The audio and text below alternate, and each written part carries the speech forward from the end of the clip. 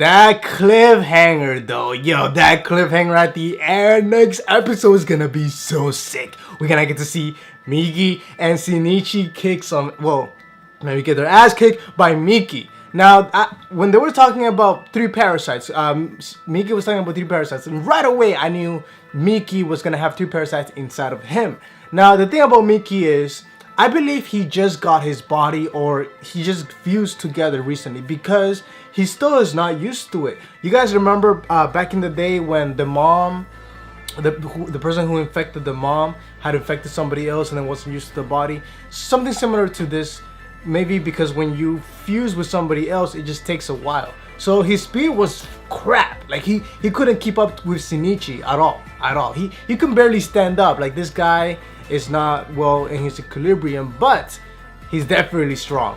Now, what's interesting is his personality. How did he train himself to have this personality? Like, parasites aren't supposed to have that type of personality. Or perhaps he's a parasite, but his brain is still human? No. That makes no sense, right?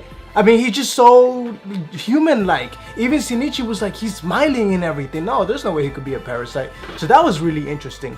Now, also, we know that the teacher, which is not a teacher anymore, but we know that she doesn't want Shinichi to die just yet, because she needs his body alive so that she can dissect him and experiment on him, probably to see how the whole thing with Miki works. I don't know.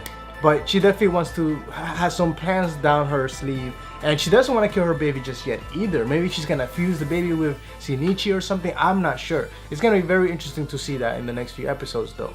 But what was cool though is that Shinichi disturbed the eating ground of the organization, the parasite organization, because he attacked one of the parasites. Now, he stood a chance one-on-one.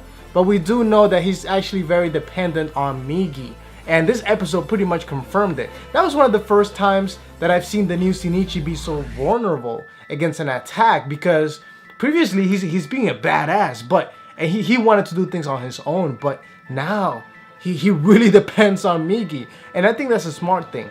I think he really needs to rely on Miki, because both of them together, that's the only way that he's gonna be able to defeat these parasites with three parasites inside of them. Like, that's how also you're gonna defeat them.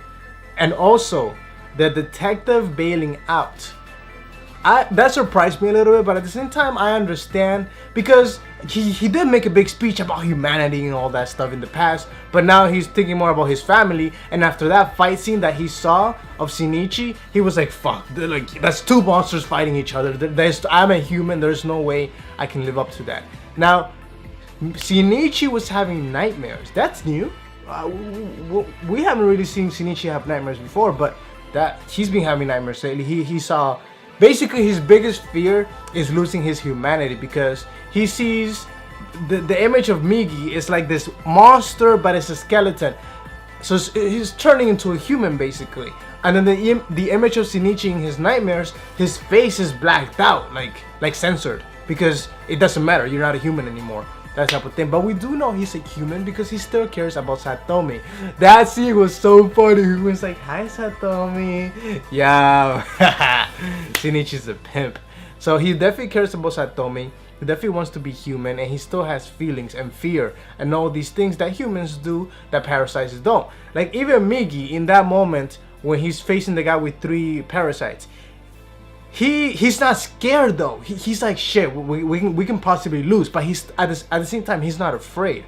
Whereas Shinichi, you can tell that he's afraid. Like, oh my god, like I could die right now. Like, so that's really interesting. Let me know what you thought about this episode. Definitely the next episode is gonna be insane.